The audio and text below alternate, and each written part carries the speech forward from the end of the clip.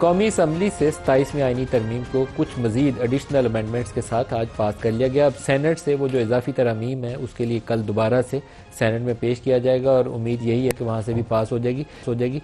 जब last time senate ने इसको पास किया तो दो अफराद जो थे, एक पाकिस्तान तहरीक इंसाफ से और एक JUI से, उन्होंने पार्टी लाइन क्रॉस की और फिर आम में वो लोटा बने तो फिर ये तरमीम पास हुई थी।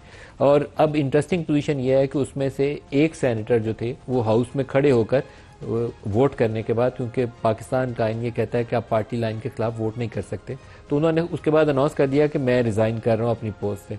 उस वक्त तो उनके जहन में ये होगा कि ये तरमीम पास हो गई, काम पूरा हो गया, अब इस्तीफ़ा दे दें। और गिलानी साहब ने कहा हम आपको दोबारा मुंतखब कर लेंगे। उनके लिए इंसेंटिव था कि आपने वोट दे दिया, आप जाएँ दोबारा मुंतखब हो जाएंगे।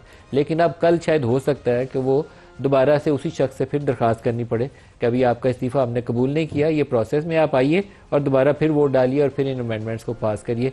तो पाकिस्तान का आइन तब्दील करने के लिए कुछ भी किया जा सकता है, पार्टी लाइन बदलाई भी जा सकती है, इस्तीफ़ा दिए हुए शख्स से वोट भी डलवाया जा सकता है।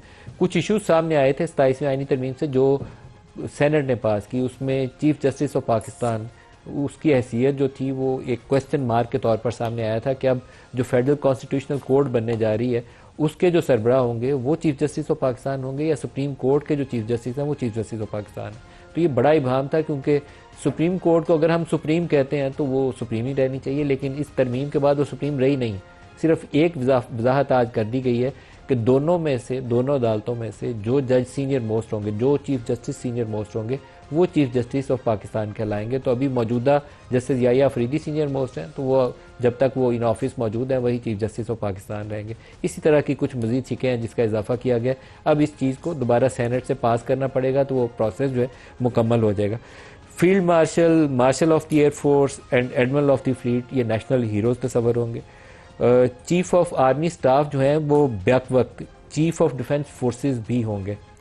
मतलब वो तीनों फोर्सेस जो हैं बेसिकली, जो इंडिया में एक ऑफिस है चीफ ऑफ डिफेंस स्टाफ वाला, CDS वाला, उसी तरह का एक ऑफिस अब पाकिस्तान ने क्रिएट कर लिया। और चीफ ऑफ डिफेंस फोर्सेस, वो जो आर्मी चीफ है वो बैक वक्त चीफ ऑफ डिफेंस फोर्सेस भी होंगे और वो तीनों फौज के सरबराह बन जाएंगे। इसके ऊपर जो कॉन्सेप्ट हमें दिया गया है वो ये है कि जॉइंटनेस के लिए, सिनर्जी क्रिएट करने के लिए, मैं ये वही अल्फाज दोहरा रहा हूँ, जब मैं तरमीम की वजाहत पूछता हूँ तो मुझे वजाहत बताई जाती है कि इस काम के लिए इस ओहदे में ये तरमीम की गई है।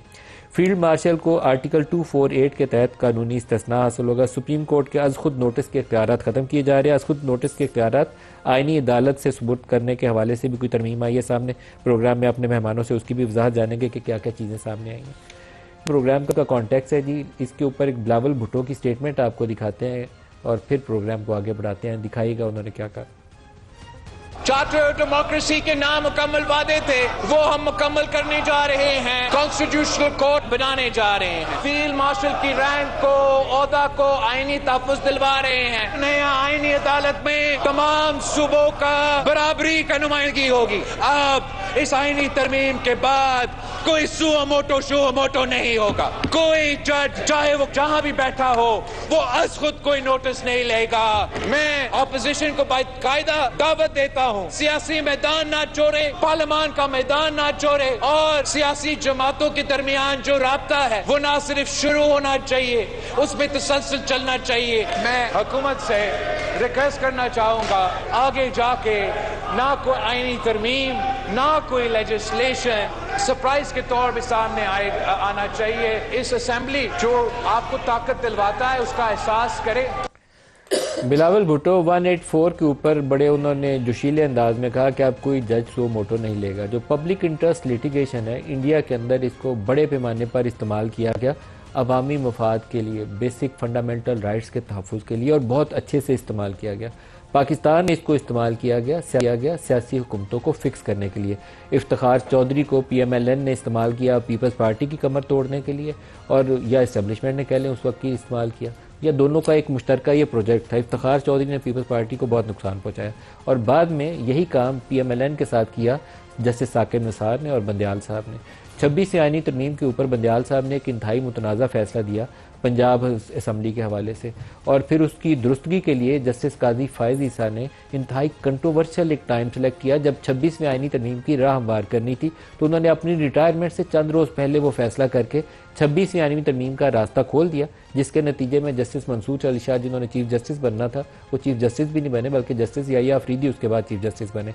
तो पाकिस्तान में ये जो 184 वाले इख्तियारात है ना, इसको ख़त्म तो नहीं करना चाहिए था, रहना चाहिए था, लेकिन उसका तरीकाकार वाज़े होना चाहिए था कि कहाँ से शुरू होते हैं, कहाँ ख़त्म होते हैं। अवामी मफाद, फंडामेंटल राइट्स, ह्यूमन राइट्स, उसके तहफ़्फ़ुज़ के लिए कि अगर सियासी हुकूमतें या इस्टेब्लिशमेंट के ऊपर किसी की शिकायत है तो उसको एड्रेस करने के लिए, उसके हकूक़ का तहफ़्फ़ुज़ करने के लिए सुप्रीम कोर्ट अंदर आए, ना कि सियासी हुकूमतों को बनाने और गिराने के लिए वहाँ सुप्रीम कोर्ट के कंधे का इस्तेमाल किया जाए।